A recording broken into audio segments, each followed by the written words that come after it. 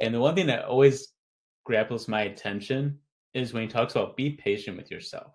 Mm, Because yeah. so many of us today want to be where we are a year from now, 5 years, and you see someone, whether someone's growth or someone's, signing people or have this time to do all that, and it can get it very hard where you just want to be there, but you're not there just yet. Mm, So learning to be patient with yourself and understanding that every time you take a step towards it, you're getting a step towards yourself in 3 months, 6 months, 9 months, even a yep, month now. It could be a couple of days from now.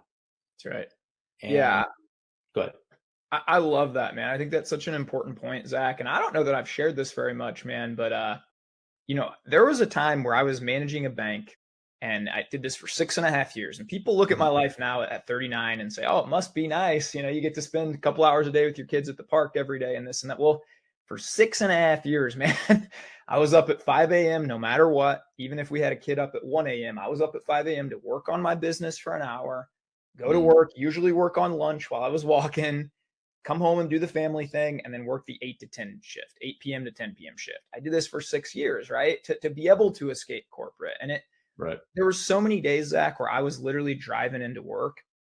And, I only saw my daughter for 30 minutes that morning. And I knew I had a meeting that night and I was only going to see her for 30 minutes at night.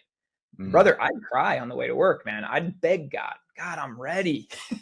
I don't want to do this anymore. Like, please, I'm ready. I see other people doing it. I want to do it. I feel called to do it. You put this in me. I'm ready to quit my job. I'm ready. And I kept getting this answer, man. No, not yet. I need you there. And I look back and there was so many reasons that God kept me there for the time he did. Number one, I needed to learn some of the extra lessons about how to be content in a workplace that maybe you don't love, because now I coach guys on that a lot. Hey, they're transitioning out and they want to take that big leap, but hey man, we're not there yet. And I need to be able to pour some wisdom into there. So I needed to go through it so I could help them. The other thing, and this is just another miracle of God, but my very last branch, man, that I was ever at, I got a promotion to run like our biggest, most important branch here in my network. And the person under me's wife was very high up in DCFS. And Mhm. she is the one that got us our first son, Kingston, that said, hey, we've got this boy. If you guys are an adoptive resource, we could put him in there. So I didn't know why I was staying at work. I didn't know why God kept me there. But brother, 2 weeks after we got Kingston, my assistant manager pulled me aside and said, "Hey Ty, like, and we all love you here and you're really fun, but it's obvious like you're here, but you're not here some days. Like we can tell you love this other stuff more. Do you ever?" And I felt like that was my sign. I put in my 2 weeks right after that, and so I felt like God kept me there for the Right. time He needed to keep me there.